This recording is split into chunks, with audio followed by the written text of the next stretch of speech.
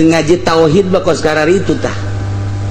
ngaji tauhid bakos itu mantap kurang kudu ngaji ge abeh saragalan nemah teh ngeunaheun jasa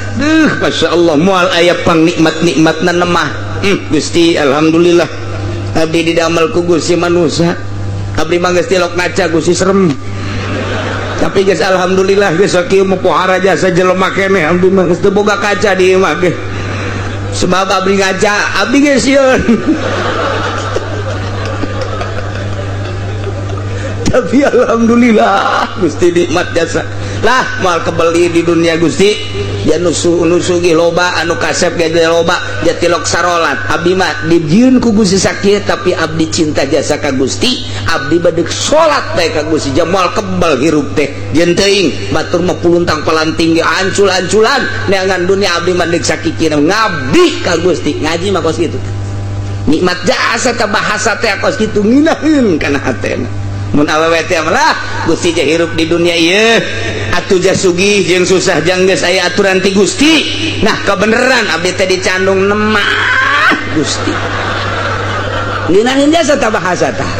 coba teh angan dicikupan nu kos kitu tah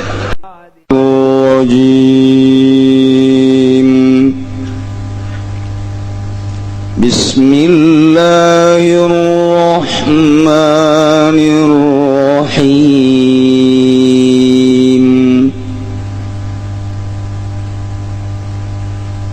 Huwallazi khalaqakum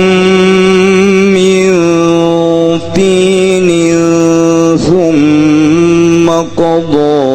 ajala wa ajalum musamman indahu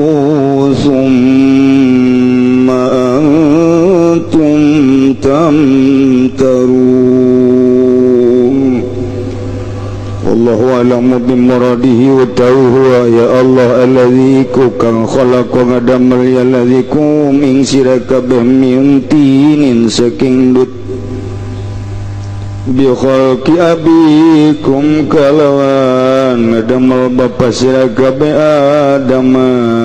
tegese Kangjeng Nabi Adam minhu saking tin Makodo kari-kari netepakeun ya Allah ajalan ing ajalakum kadua sira kabeh